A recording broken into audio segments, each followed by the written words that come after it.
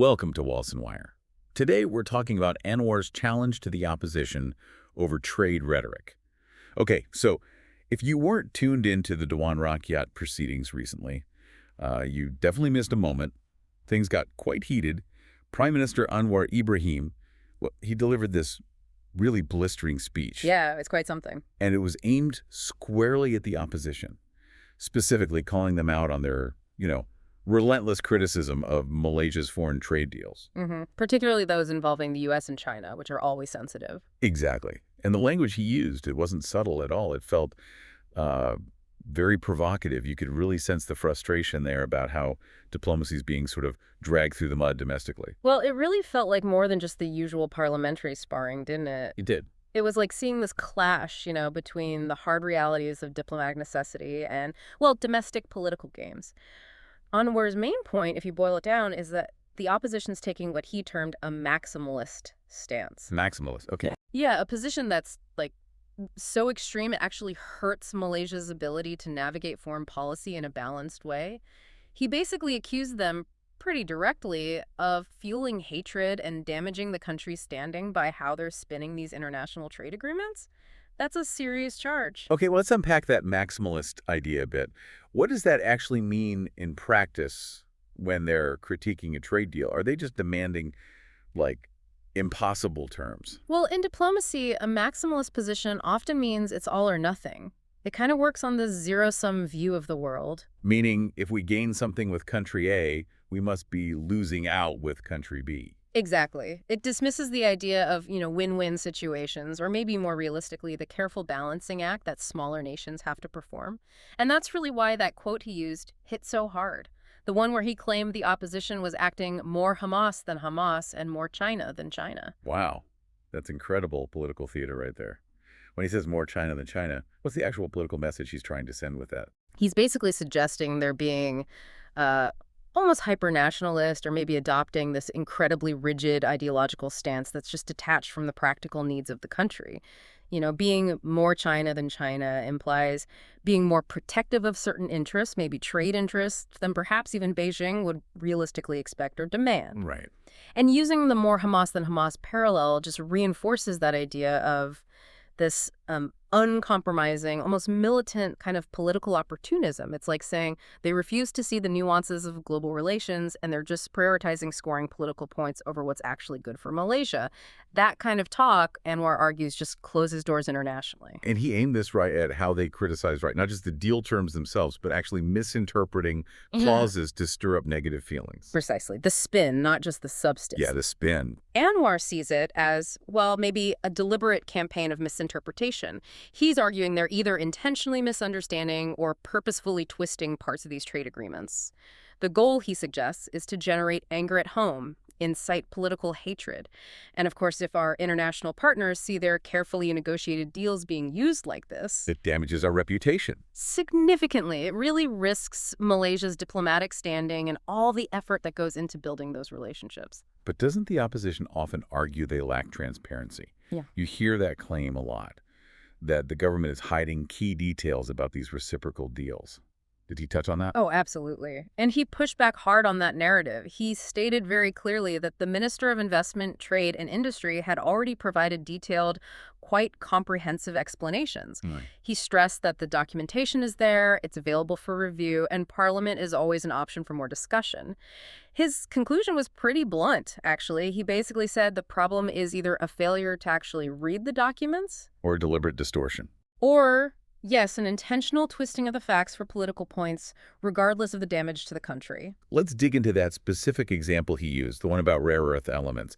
That's where these technical trade details really become political flashpoints. What was the opposition's claim exactly, and how did Anwar counter it? Right, so rare earth elements, REEs, are massively strategic. They're in everything from smartphones to advanced military tech. So yeah, a geopolitical hotspot.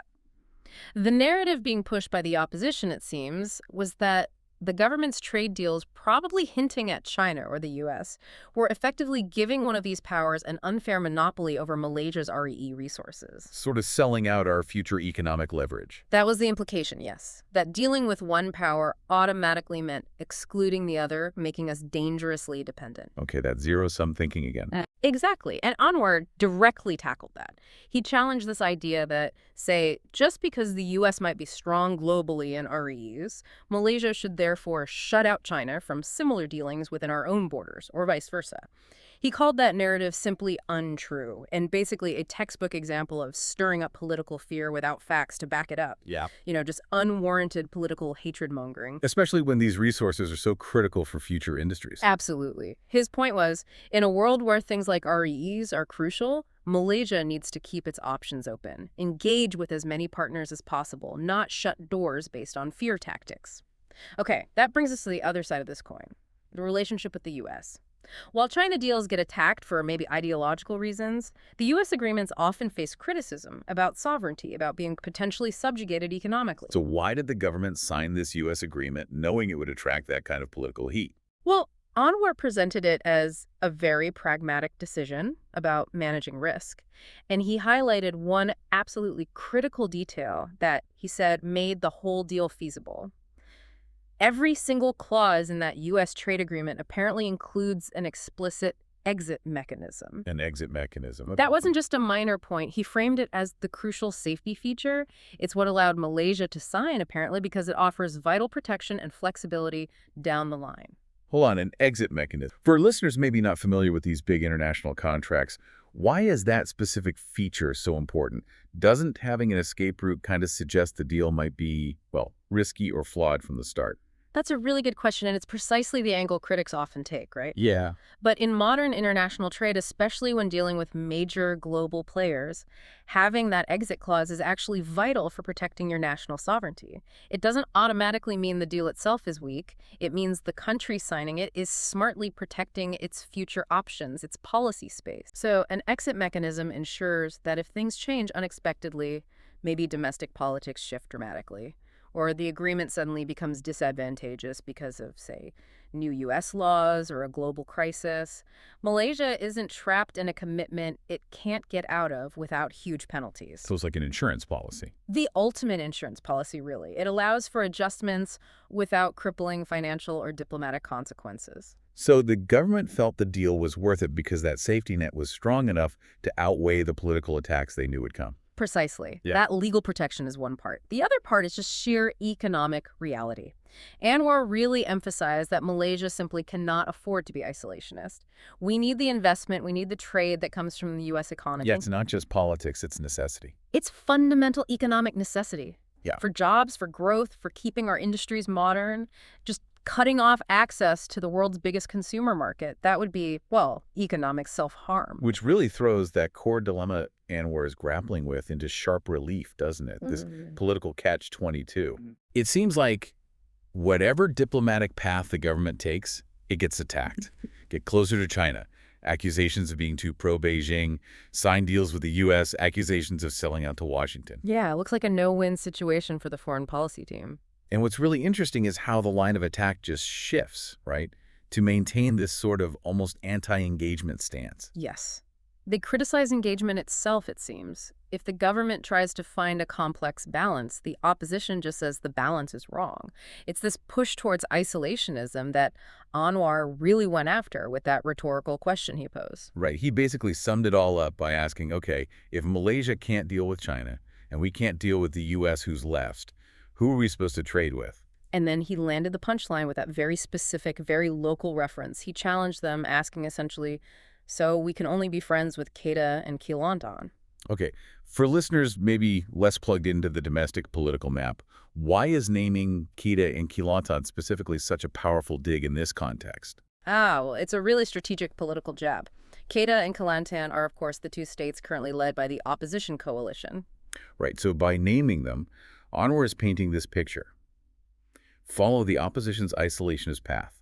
reject deals with both the US and China and what's left for Malaysia, an incredibly shrunk economic world, basically limited to trade between these two opposition-run states. He's using their own political strongholds to highlight what he sees as the economic absurdity of their national strategy. Implying their vision leads to national shrinkage, reducing Malaysia to just internal trade between those two. Exactly. It brilliantly elevates the debate from just complex foreign policy details to a fundamental question about the future scale and ambition of the entire Malaysian economy. Are we global or are we just Kedah and Kelantan? It's very stark. That really puts it into perspective. You see Anwar trying to navigate these incredibly complex global trade needs, dealing with giants who always want something, while at the same time battling this highly effective domestic narrative that basically weaponizes every single compromise made. And when diplomacy gets politicized like that, to that degree, it really could damage the foundations of relationships we need for our economy to even function, let alone thrive. It's like walking a tightrope with people constantly shaking it. And it does raise a tough question for all of us, for you listening. In Malaysia's current situation, what's the actual threshold? How much national benefit does a trade deal need to show before it's deemed acceptable? Especially knowing that any concession, even a safety feature like an exit clause, will likely be framed by critics as weakness. It's a very fine line to walk for any country relying on foreign trade and investment. Remember to like and subscribe for more videos like this.